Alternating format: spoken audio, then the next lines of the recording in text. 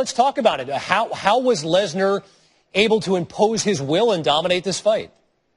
I'll tell you, it was just that, because this was anything but technical. I mean, Brock's skills are limited at best. He fights like an amateur, but his results are phenomenal. And ultimately, the outcome is all that matters when you're in a contest like this. Size matters. He's huge. He's really strong. He's also a great competitor. He's a little bit underrated from that. I remember him at his days at Minnesota when he was an NCAA wrestler and a champion for them. He was a really good competitor. He would hold position. He would stay poised. He wouldn't beat himself. He wouldn't give up. That's really what we saw here. If you're dreaming of being a fighter, these are not the skills that you're going to dream about having, but it sure is the outcome. And if you didn't see the fight, just imagine a man who, Chael, what do you say Brock Lesnar goes? 350? Am I in the ballpark?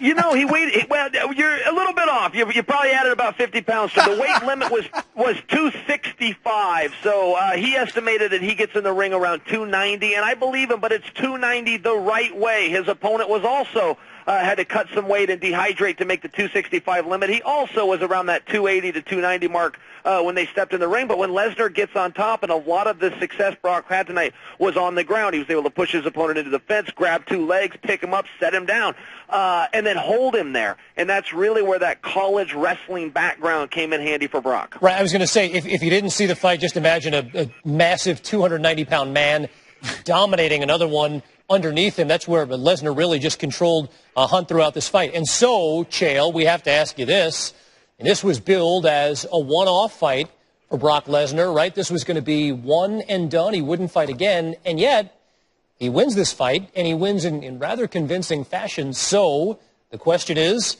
it one and done? Will we see Brock Lesnar again?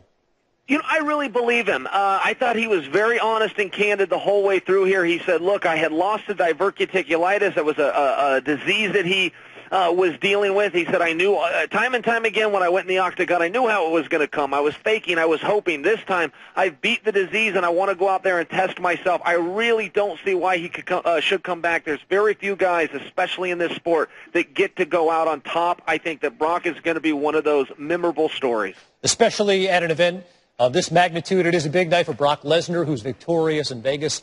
Chael Sonnen, one of the faces of the UFC on ESPN, is going to be back with Jonathan Coachman, another one of the faces of ESPN's coverage of UFC, coming up immediately after the entire card in Vegas. They'll be live on SportsCenter joining us. Chael, thanks for being with us.